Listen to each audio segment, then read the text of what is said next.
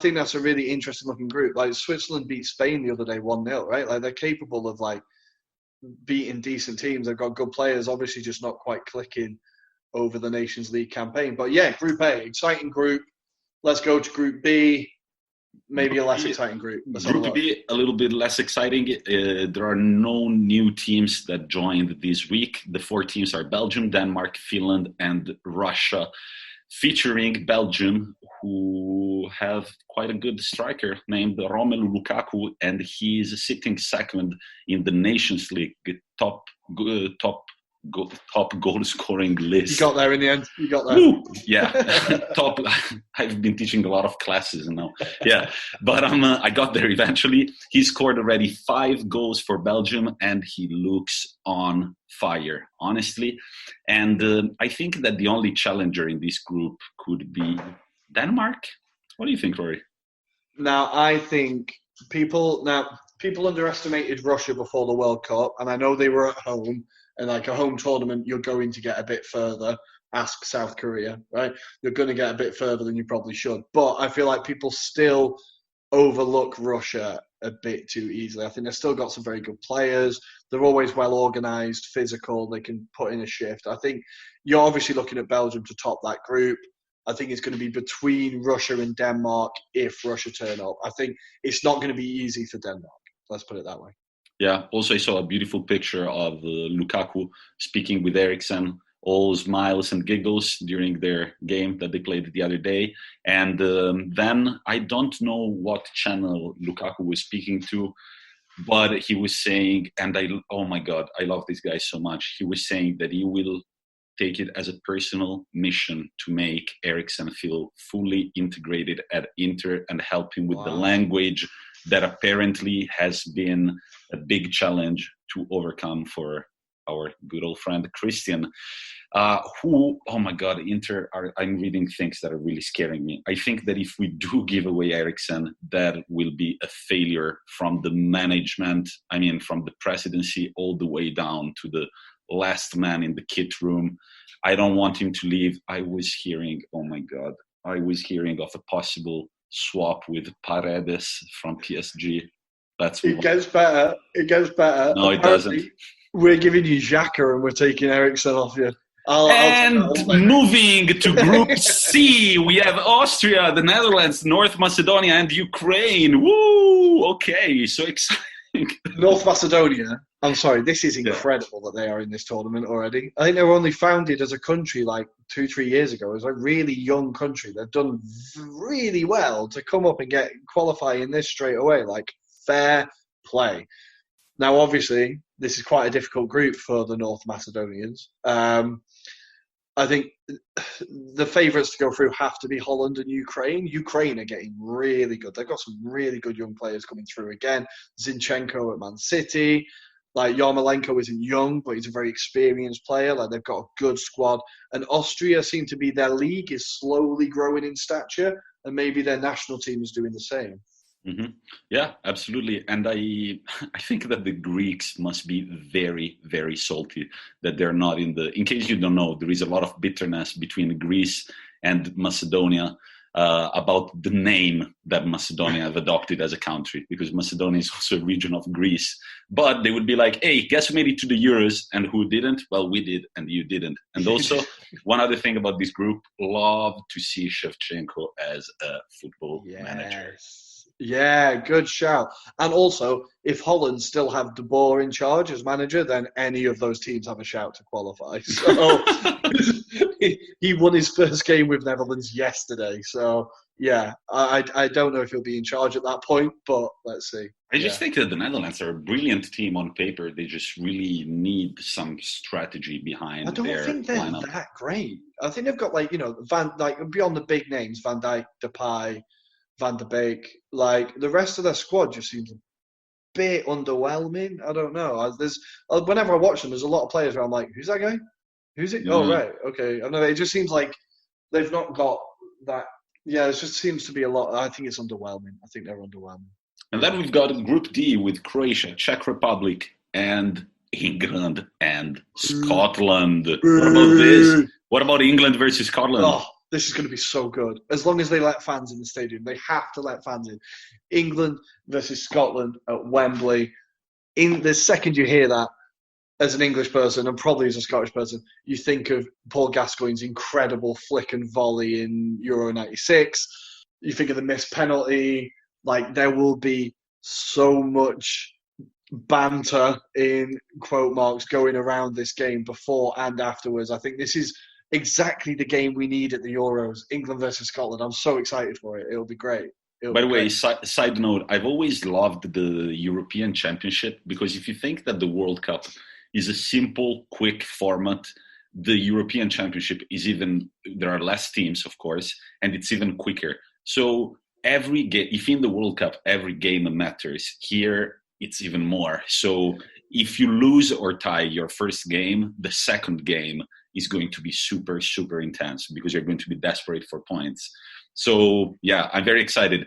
Do we already know the order of the fixtures? Whether England are playing? Yeah, I think Scotland they have first? been announced, but I would have to check. I'll be honest. It's okay. It's okay. I was just wondering. But in this group, beyond England and Scotland, there's actually two very good other teams in it, in Croatia and Czech Republic. Croatia, obviously, like World Cup finalists. Always a difficult team. And Czech Republic, after years of being in the wilderness, like we remember the team with Rosicky and Nedved and Jan Koller and like that. It seems like they've been away for a long time. But going back to the Nations League, they've just been promoted to Division A. So again, they're showing that maybe there's signs of improvement there.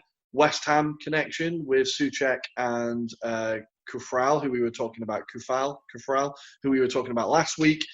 Maybe another team that are worth keeping an eye on. I think the bookies will probably say it's Croatia, England to go through, but I think it's going to be a tight group. So there you go. I was just checking the fixtures. So England played their first game on June 13th against Croatia, which is a big fixture. Imagine that they do not win that game. The second game is Scotland at Wembley. So imagine if you don't win the first game, England players squaring up to face Scotland, I think with 0 points or 1 point. That would be so intense. I'm so excited already. Yeah, it's going to be, no matter what happens, that's going to be a key game. And it's I think we've all got Scottish mates who send us shit on WhatsApp whenever we fuck up or whenever they manage to scrape a win. So I think there'll be plenty of people who are like, hoping that England or Scotland definitely like get those points. It'll be such a huge game. Group E, a bit underwhelming as well, maybe. I don't know. I'm excited about your opinion with Poland, Slovakia, Spain, and Sweden. So Spain have to walk this group, right? Spain should be getting maximum points in this group, ideally. You would think. It's looking like the wheels are starting to turn again for Spain. I think especially after their absolute embarrassing of Germany in the week, oh my God. Which is so much fun to watch. We were talking about Germany's worst defeat ever last week, and now they have just topped that with a 6-0. They must have heard us and thought, like, hold my beer, right? Yeah, exactly. I mean, yeah, and one thing that stood out for me for that game quickly, the 6-0, was Ferran Torres got a hat trick, right? Yeah, he just signed for Man City for £20 million. Mm-hmm. Nobody else even went for him. That is going to look like such a crazy bargain. I was actually, when Man City signed Ferran Torres, when they signed him, I was ready to check the price and see an incredible fee. But then I saw 20 million, and I was like, well, that is not Man City-like, really. They usually splurge money on players. But then he's actually good, too. Like, they spent so much money on Otamendi, which is, we can argue, we can have a special episode about whether it was, what do you say, what's that expression, bang for your buck or not? Bang for your buck. Yeah, definitely not a bang for your buck. No. This could be bang for your buck. Yeah, I think like they must have kind of taken advantage of Valencia perpetually being in financial struggle and just kind of gone, here's some pocket change. But the fact that nobody else challenged them for the signing is what amazes me. But anyway, like, yeah, that was, let's just bask in Germany losing 6-0 for a couple of seconds and then we can move on. Yeah. Right? Yeah. There we go. There we go. We can continue. And then we will see if Mr. Zlatan Ibrahimovic will be back, as he has suggested on social media, saying, long time no see. under a picture with his national jersey. So let's see. That could be, I think, in this group, you've got to have Spain going through top.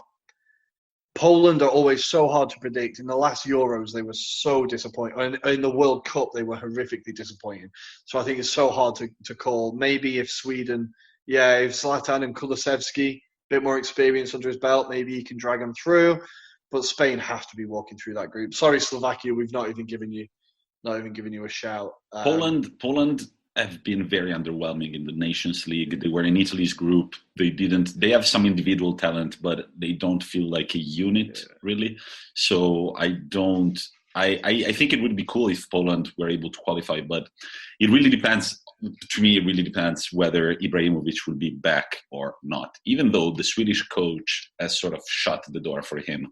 He said, I want only professional. I only want good professionals that will tell you, I'm out, I'm in. I don't like people who keep going back and forth. I can kind of see what he means there. Just like, you coming or going. Like, but I would make an exception for Ibrahimovic for sure.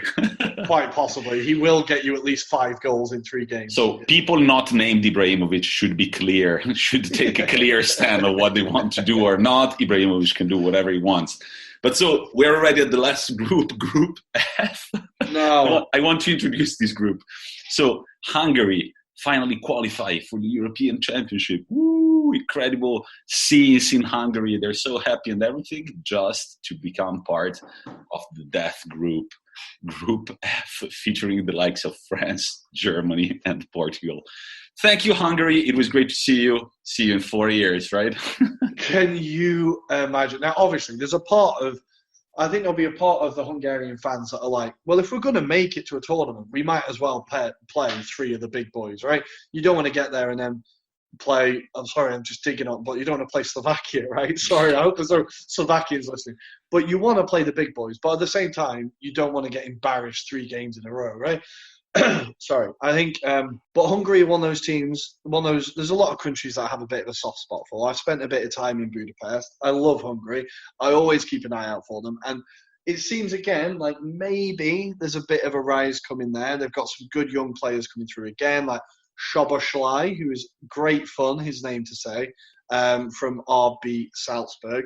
He's been key for them. He scored an unbelievable goal to secure their qualification. Maybe it will make people hark back to the Hungarian team of the 1930s. Maybe they will be starting to make their way back there. But I think that group is a hell of an ask, right? I can't even say who's going to finish third. Germany? I don't know. And, I mean, I don't want to sound bad, but let's say that Hungary is one of those countries that has very beautiful women that it's always a pleasure to see in the stands during a football game. Very true. Yeah. So, well done, Hungary. Can't wait to watch your games. Hopefully the fans will be in the stadium. But okay, that's it with our... is that it? No, we need to talk about France, Germany, and Portugal, surely. Oh, no? Yeah. Right. So the Final Four. So the Final Four is the final part of the Nations League. It will take place next October in Italy. And the 4 teams that will be competing are Italy, France, Portugal, and Spain, who will all be playing each other, right? No, I believe it goes into semi-finals and then a final, right? You just play semi-final, I think. Yeah. So they'll be drawn against each other, I suppose, and then it's semi-final, final. I think it'll be interesting to see now, because Portugal won the first Nations League. It was significant because Ronaldo won the first Nations League, right? Mm-hmm. Now Portugal aren't holding on to it. I think it will be interesting to see how seriously it's taken and how much players value winning it. Mm-hmm. So I think this will be a good time to see if it is taken seriously and if it is considered a major honour. I think there's no reason why it shouldn't be, really. I think to win anything with your country is a big achievement. And I think it's very exciting also because all these 4 countries involved in the Final Four, they have a chance for a double. I think they all have a chance to make it a double European Championship plus Nations League. Of course, the Nations League, it's only at its 2nd edition, so it doesn't really count as much in the trophy cabinet. But you could be the first team in history to do a European Championship Nations League double. And I think that sounds cool. I think that sounds awesome, yeah. And I think, with it being so soon after the Euros, the form from the Euros is probably going to carry through into this, right? And like you said, it's probably going to be